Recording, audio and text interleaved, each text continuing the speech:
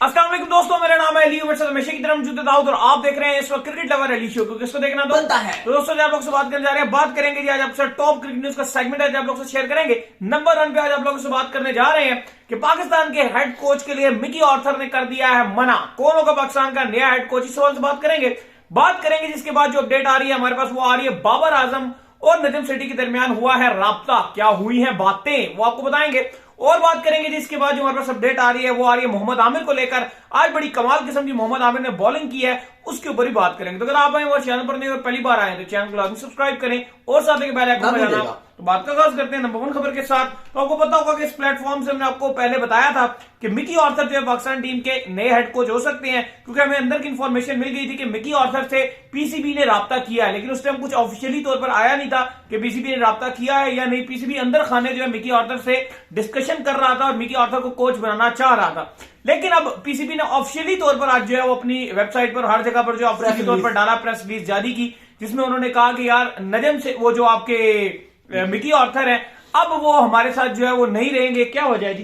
देखो, आज पीसीबी ने ऑफिशियली भी बता दिया और ऑफिशियली तो खैर उनका लेट आया, लेकिन पहले ही खबर आ गई थी और नजम सेठी ने खुद बोल दिया कि मेरा पीसीबी के साथ जो मामला थे वो नहीं तय पाए। और हुआ ये, सॉरी माफ कीजिएगा, मिकी ऑर्थर ने। अच्छा, हुआ ये नहीं कि जो पीसीबी और जो मिकी ऑर्थर की कम्युनिकेशन चल रही थी वो ये चल रही थी कि 2023 का वर्ल्ड कप, 2024 का T20 वर्ल्ड कप जो वेस्ट इंडीज और यूएसए में है वो वाला, और 25 की चैंपियंस ट्रॉफी, ठीक है, ये 3 इवेंट तक मिकी ऑर्थर पाकिस्तान के हेड इवेंट कोच के फराइज अंजाम देंगे। कौन सा इवेंट चाहिए था उनको?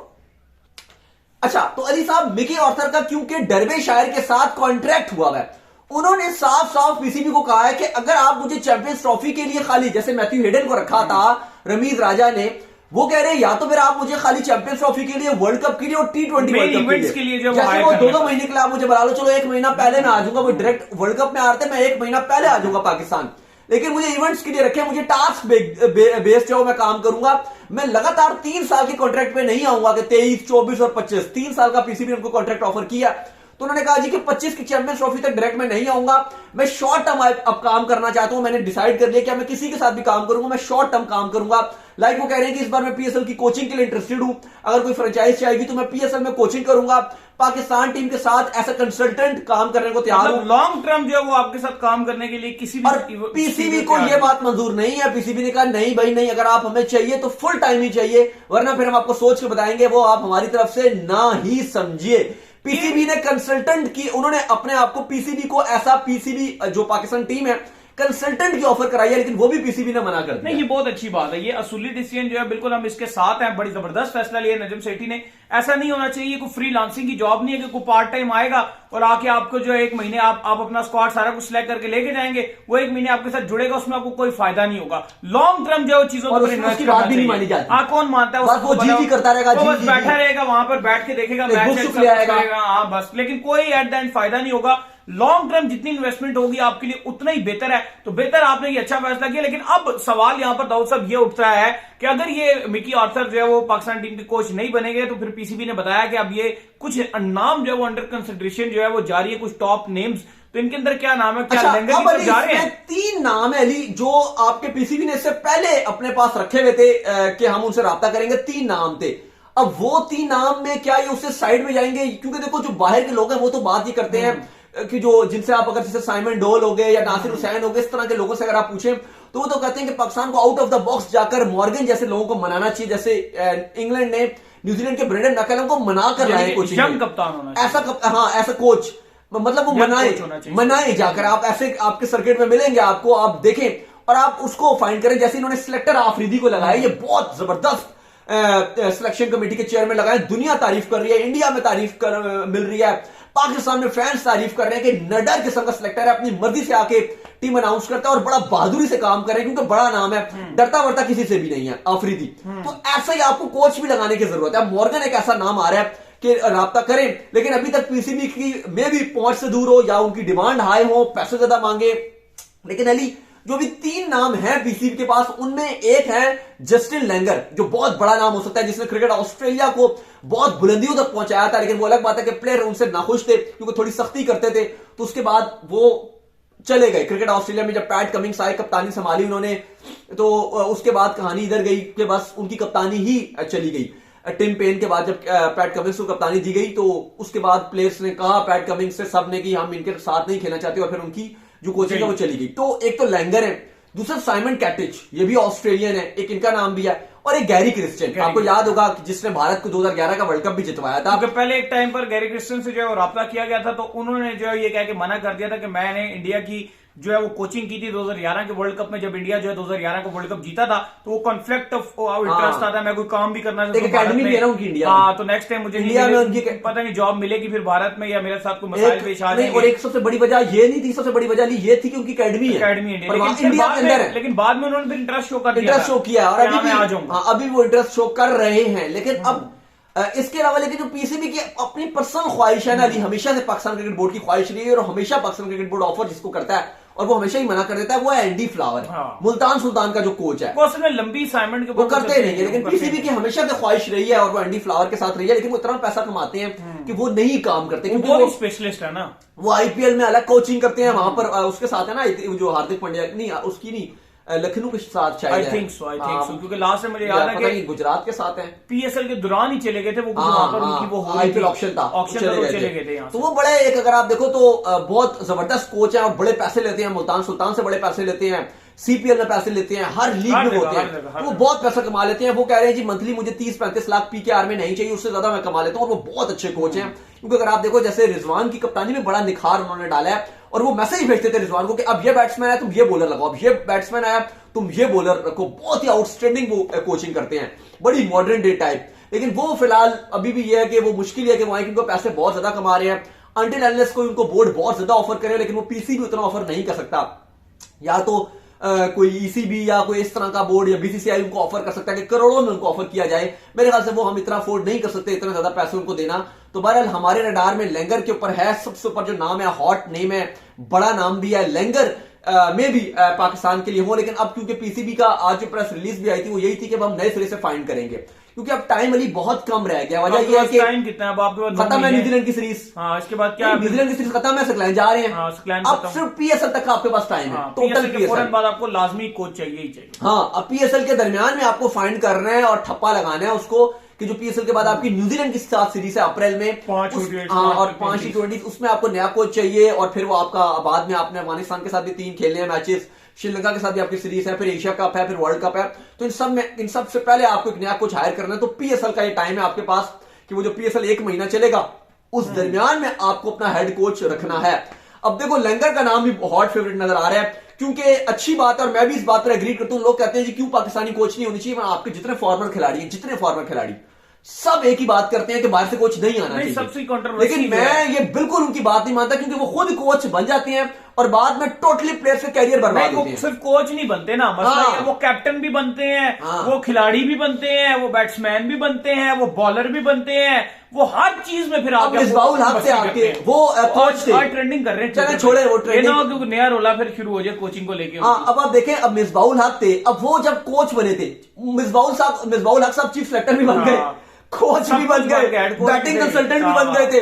मतलब ये क्या मजाक हो रहा है। और उसके बाद क्या कराया, क्या उन्होंने कुछ भी नहीं कराया, सब कुछ बनकर आगे, कोई फायदा नहीं हुआ। अब वो तो ऐसे बंदे थे। फिर वकार यूनुस मिकी आर्थर के खिलाफ कमेटी में खुद कहा कि कोच नहीं होना चाहिए, और आखिरी दिन जाकर खुद अप्लाई कर दिया कोच। अच्छा, उसके बाद वकार यूनुस वही कोच थे, फिक्सिंग का स्कैंडल हुआ, वही कोच थे 2015 में कंट्रोवर्सी क्रिएट हुई, वही कोच थे 2016 में रोला बना, नाम ले चुके हैं। अब्दुल रज़ाक हो गए, हफीज हो गए, अफरीदी को देख लें, कितने लोग उनका नाम ले। और गलत तरीके से उनका कोचिंग स्टाइल था ना, वो बड़ा पर्सनल होते थे। और आपको पता है, आपको याद ही होगा कि क्या होता था कि जो बॉलर अच्छी बॉलिंग करे उसको पोस्ट मैच में क्या बोलते थे, वकार भाई, मेरा वकार भाई, बस उन्होंने बोलना सबने। तो थोड़ा सा वकार के साथ मजा नहीं आया। आज बड़े मजे की बात बताते, कह रहे हैं कि ऑस्ट्रेलिया का टूर जो है फाइनलाइज हुआ ना, तो उसके अंदर जो है ना ये मूसा और पता नहीं कुछ और ये नाम बड़े सिलेक्ट हुए थे, नसीम शाह और मूसा। तो वहां पर कह रहे हम भी उधर ही थे। तो कह रहे यार जब हम बॉल करते थे तो कोई कुछ नहीं कर रहा, जब मूसा बॉल करता था और साथ में ये नसीम शाह बॉल करते थे, हसनैन, कहते थे वाह वाह वाह क्या बॉल डाला है, क्या बॉल डाला है, और कमाल बॉलिंग की है। और उसके बाद जब वही उनको लेकर गए ऑस्ट्रेलिया दौरे पे तो इतने इतने इनके मुंह बन गए थे, जिसके बाद इन्होंने आमिर और वाप के साथ टक लगाई थी कि यार अब इनको साथ हम इनको आने नहीं देंगे। अच्छा, मजे की बात है, टीवी पर जब 0.5 रन पड़ा था, टीवी पर तो बैठे हुए थे साथ ए स्पोर्ट्स पे। वहां तो फिर आपको पता है बाबर रियाज को बहुत घिरने की कोशिश और शुगल मेला, बाबर रियाज वक्ती फोक्ती इनको इम्पोज करी जा रहे थे। अरे वहां पे तो ये खूब शुगल मेला लगा रहे होते थे। तो मसला इतना सा है कि बात वो नहीं है, बात खाली वकार या मिसबा की नहीं है, बात सबकी है। जब आपके फॉर्मर खिलाड़ी कोच बनते हैं तो उनका एटीट्यूड ही डिफरेंट हो जाता है, वो अजीब तरीके से टीम को लेकर चलते हैं। और हमने कभी भी सक्सेस हासिल अच्छी नहीं की, हमारी टीम अच्छी कभी भी नहीं बनी। अगर आप याद हो आपको 2007 का T20 वर्ल्ड कप जो आप जीते नहीं थे, इंडिया जीता था, फाइनल में गए थे, वहां भी अगर आप देख लो आपके बाहर के कोच थे, शोएब मलिक कप्तान थे। फिर अगर आप ट्रॉफी जो जीते हो मिकी आर्थर बाहर के कोच थे, और आपकी टीम अच्छी बनी, आपके सारे यंगस्टर्स उस टाइम आए हैं मिकी के दौर में, शादाब, आपके हसन, आपके बाबर आजम की जो ग्रूमिंग जिस तरीके से हुई है, शाहीन शाह, सारा जो मिकी आर्थर ने आपका जो गन धोया था ना, सबसे बड़ी बात जितना आपका गन वाला धोया था मिकी आर्थर ने। आप 2016 के वर्ल्ड कप में रेलू प्लेयर सबको बाहर निकाला था, मिकी ने निकाला था। तो आपकी टीम उसने बनाई है, टीम अभी खड़ी है ना, इसमें जो मेन प्लेयर दिए ये मिकी ने दिए, सारे उसी ने दिए मिकी ने। तो ठीक है, वो एक बाहर का कोच था, तो बेहतर अगर लंगर आ गया तो अल्लाह करे हमें और बड़े बड़े प्लेयर मिल जाएंगे हमारे पास, जैसे साइम अयूब टाइप प्लेयर्स हैं, ये भी आपके डिस्ट्रिक्ट में वेट कर रहे हैं आपके पास, जमान खान फास्ट बॉलर हैं, और भी बड़े बड़े तैयब ताहिर हो गए। तो आई होप कि अगर लैंगर जैसे प्लेयर आते हैं, एग्रेसिव माइंडसेट के बनते हैं, वो आपको इन सबको आपके जो बड़े नाम इनको आगे लेकर जाएंगे। बिल्कुल। इसके बाद जो हमारे पास अपडेट आ रही है जी, वो आ रही है मोहम्मद आमिर को लेकर, और अपडेट ये आ रही है कि मोहम्मद आमिर ने बड़ी शानदार किस्म की बॉलिंग की है। बांग्लादेश प्रीमियर लीग में कितने आउट किए हैं जी 4 ओवर्स में? देखिए बड़ी कमाल किस्म की बॉलिंग की है मोहम्मद आमिर ने, और 2 खिलाड़ी आउट किए हैं 19 रन देकर 4 ओवर्स में। मोहम्मद आमिर की जो टीम है उसने ऑलमोस्ट ये मैच भी जीत भी लिया। बहुत कमाल किस्म की आमिर ने भी बॉलिंग की, और अली साहब आमिर के साथ साथ जो इमाद वसीम है, इन्होंने भी बड़ी अच्छी बॉलिंग की। इनकी भी अगर बॉलिंग फिगर्स में आपको बताता चलूं तो इन्होंने भी बड़ी, आई थिंक 2 ही आउट किए, और इनकी भी बॉलिंग बड़ी शानदार थी। इसके अलावा मलिक ने भी, आज सुबह मैच हो रहा था, मलिक ने भी बैटिंग किया, 50 मारी है, 54 रन मारे हैं मलिक ने, 36 गेंदों पे 2 छक्के और 5 चौके थे। लेकिन अफसोस की बात यह कि उनकी टीम जो है वो हार गई। तो आमिर ने एक बार फिर अपना बॉलिंग का जलवा दिखाया, और बड़ी बेहतरीन किस्म की बॉलिंग कर रहे हैं इस बीपीएल में। और अली जो सबसे अच्छी बात है वो ये है कि आमिर 140 प्लस की स्पीड से बॉल डाल रहे हैं। आपको पता है कि मोहम्मद आमिर की स्ट्रेंथ तो स्विंग है, लेकिन स्विंग के साथ जब वो 140 प्लस मारते हैं, 143, 142, तो फिर आप देख लें कि वो अनप्लेबल हो जाती है। लाइक जैसे आमिर 2009, 2010 में आमिर था, तो पेस बड़ा एक्स्ट्रा निकल रहा है आमिर का। तो लग रहा है जो उतना दिन वो आराम करते रहे हैं, इंजरी के बाद आए थे, तो बड़ी कमाल किस्म की परफॉर्मेंस दिखा रहे हैं। लास्ट पीएसएल भी नहीं खेल सके थे, लेकिन अभी नजर आ रहा है कि आमिर की जो पेस है वो बड़ी अच्छी नजर आ रही है। 142, 143 या एवरेज स्पीड के साथ बॉल कर रहे हैं, और 2 खिलाड़ी आज फिर आउट कर रहे हैं। इससे पहले टोटल 7 रन दिए थे। तो इकोनॉमी भी उनकी बहुत अच्छी है बॉलिंग की, और विकेटें भी बहुत अच्छी ले रहे हैं। बिल्कुल। इसके बाद जो हमारे पास अपडेट आ रही है जी, वो आ रही है बाबर आजम को लेकर। तो आज नजम सेठी ने जो है फोन करके बाबर आजम की सारी कंफ्यूजन जो है दूर कर दी है, क्योंकि टीम के अंदर एक बड़ी कंट्रोवर्सी चल रही थी कि बाबर आजम बड़े नाराज हैं, जो आपकी सिलेक्शन कमेटी आई है उनसे नाराज हैं, किस शान मसूद को अनाउंस कर दिया कैप्टन, उससे नाराज हैं। मतलब बाबर आजम कहते हैं मेरे इख्तियारात में जो है काफी मदाखलत हो रही है, मुझसे ये नहीं पूछा जा रहा, वो नहीं पूछा जा रहा। तो आज जो आपके नए चेयरमैन नजम सेठी, उन्होंने बाबर आजम को क्लियर कर दिया कि आप मुकम्मल तौर पर आजाद है, जिसको चाहे आप अपनी प्लेइंग 11 में सिलेक्ट करें, जिसको चाहे आप अपनी प्लेइंग 11 में बिठाएं, आपको कोई रोक टोक नहीं होगी। देखो ठीक है, इन्होंने बहुत ज्यादा बाबर को, देखो मुझे अभी भी रहा है रमीज से जो सबसे बड़ा मसला था कि उन्होंने बहुत ज्यादा बाबर आजम को एक्स्ट्रा पावर्स दे दी थी। और कहीं ना कहीं देखो बाबर की फ्रेंडशिप्स तो हैं, और उसकी वजह से नाजायज फायदा उठाया गया है। आप जो भी को आज इमाद क्यों टीम से बाहर है नहीं पता, ठीक है, इमाद की परफॉर्मेंस आज भी जो मैं बात कर रहा था, 4 ओवर में 24 रन देके 2 खिलाड़ी आउट किए हैं, फॉर्म है, बैटिंग अच्छी करते हैं, बॉलिंग अच्छी करते हैं। लेकिन वही बात है कि कराची किंग्स का मसला था कि कप्तानी वो उन्होंने छोड़ी, तो बस वो एक फजूल की एक लीग का जो मसला था वो इंटरनेशनल पे उनका नजर आई। हारिस सोहेल इतने अच्छे टीम में नहीं थे, सरफराज अहमद टीम में नहीं खेल रहे थे, अपने वही हसन है या उस्मान कादिर है, उस्मान कादिर वर्ल्ड कप में चले गया, वो 3, 4, 5 उस दिन में देख रहा है, कल परसों बांग्लादेश प्रीमियर लीग में उसको 8वें नंबर पर खिला रहे। यार देखो, जो अब बाबर के साथ मसला ये कि अपनी कप्तानी में जो उनका रहता है ना कि वो ठीक है, वो प्लेयर उनको पसंद है, वो टीम के साथ रहेगा, उसको एक्स्ट्रा सपोर्ट मिलता है। वहाब रियाज पीछे इतनी अच्छी बॉलिंग करते रहे, नहीं लेकर गए, तो ये थोड़ा सा बाबर का ये है कि जो उनके दोस्त हैं उनको एक्स्ट्रा प्रेफरेंस मिलती है। लेकिन अभी नजम सेठी ने भी वही किया जी, उन्होंने कहा जी एक्स्ट्रा पावर्स बाबर को दे दिया। उन्होंने कहा कि बाबर आजम साहब जो मर्जी आए 11 में खिलाएं। और अब देखो इसलिए भी एक वजह यह है कि शायद पहले उनको ना दी जाती क्योंकि आफरीदी जा रहे हैं। अब अगर आप कोई सिलेक्टर लगाओगे भी आफरीदी जैसा, अगर आप देखो तो बंदा आफरीदी हो गया या शोएब अख्तर हो गए, ये दो एक वाहिद मुझे तो एक ऐसे बंदा नजर आते हैं जो आते हैं सिलेक्शन में, तो अगर आए शोएब अख्तर भी अगर आए या आफरीदी अगर हैं तो ये अपनी मर्जी की टीम अनाउंस करते हैं। जैसे हारिस सोहेल को वो ले आए, सरफराज को उन्होंने खिला दिया। बाकी अगर आप रखोगे तो रेलू कट्टे बोल वसीम की तरह ही होंगे कि बस फुदू लगा हुआ है, जॉब लग गई है, बस आप काम किए जाओ। तो मुझे लगता है कि ठीक है, बाबर आजम के पास होनी चाहिए जो एक है कि इस प्लेयर को होना चाहिए, लेकिन ये नहीं कि वो सारे का सारा स्क्वाड, सारे के सारे 11 उनकी मर्जी क्यों। जैसे आफरीदी ने किया कि उनकी बात भी मानी और अपनी भी मनवाई, ये बीच वाला काम चलता है, तब आपकी टीम के जो बड़े प्लेयर्स हैं वो नजर आएंगे। वरना हम देख लें फिर वही बात है कि रमीज की तरह बस कुछ भी हो, बस टीम को सपोर्ट ही किए जाओ, हारे भी, वर्ल्ड कप भी हार गए, एशिया कप भी हार गए, कुछ भी कर रहे हैं, बस अपनी गलतियों के ऊपर पर्दा डालो और बस जो अच्छा है वो बात करो, जो अच्छा है, और जो गलत है उसके ऊपर खामोश हो जाओ, उस पर बात ही नहीं कर रही। वो रमीज की कोई पॉलिसी थी, फिर वही नजम सेठी भी उसी पॉलिसी को लेकर चलेंगे कि ठीक है जी बाबर के ज्यादा फैंस हैं तो बस उन्हीं को लेकर चलो, तो अपनी कुर्सी बचा के रखो। बिल्कुल सही बात। ये वाली अगर अप्रोच पीसीबी की होनी है, जो रमीज राजा की अप्रोच थी, वही अगर इनकी भी होनी है कि जी फ्लैट विकेटें बना दो, ड्रॉ बस मैच किए जाओ, वही अगर, फिर क्या फर्क रह गया।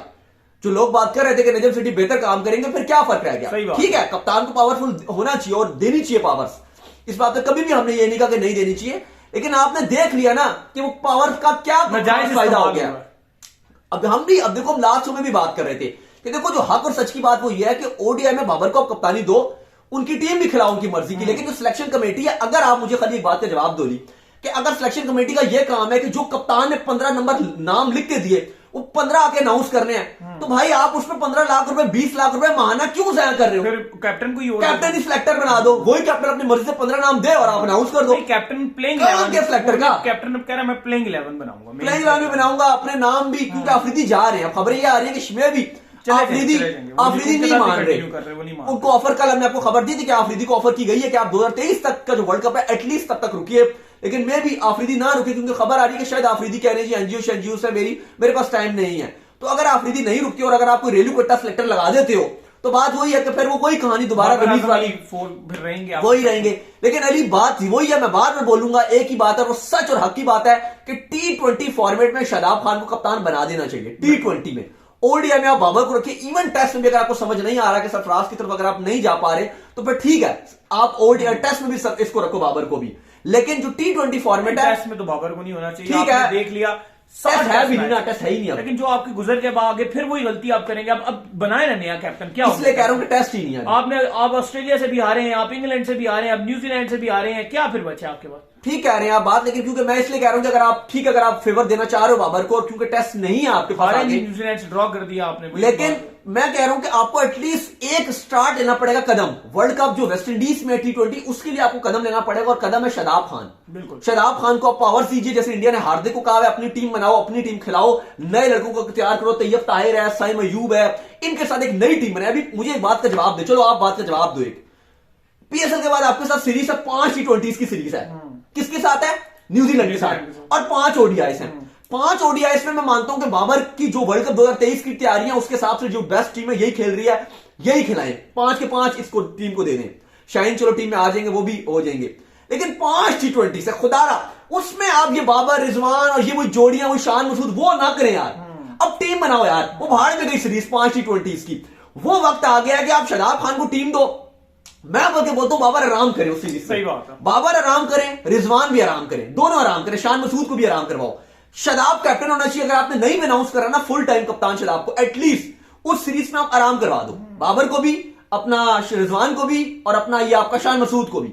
नई टीम दो, शादाब खान को, साइम अयूब को डालो, तैयब ताहिर है, और नए नए लड़कियां आपके यंगस्टर्स हैं, उनको दीजिए। वो आप हार भी गए ना सीरीज, वो किसी काम की नहीं है। T20 वर्ल्ड कप अगले से अगले साल है, ठीक है, तो आपके पास प्रॉपर टाइम है कि अपनी टीम बनाइए, अपना नए लड़के होंगे, शादाब खान एग्रेसिव उनको खिलाएंगे, वो आपके लिए इंपॉर्टेंट नहीं है। ओडीआईएस में आप प्रॉपर टीम खिलाइए जो आपकी वर्ल्ड कप 2023 की है, इस अप्रोच के साथ आपको जाना पड़ेगा। बिल्कुल, तो उम्मीद करते हैं कि आज हमारा शो आपको पसंद, वीडियो को लाइक कीजिए, हमारे चैनल को सब्सक्राइब कीजिए, साथ ही बेल आइकन को बजाइए, और एक और काम कर लीजिए, वही कर लीजिए, इंस्टाग्राम में मुझे फॉलो कर लीजिए, वहां पे मैं मौजूद हूं, दाऊद क्रिकेट के नेम से। अगर आपको कोई सवाल हो तो भेजिएगा, इनको भी फॉलो कीजिए। मैं क्रिकेट लवली ऑफिशियल के नाम से लिंक डिस्क्रिप्शन में मौजूद है, जाइए फॉलो कीजिए। फिर सुनते हैं नेक्स्ट वीडियो में। अल्लाह हाफिज, बाय बाय, गुड नाइट।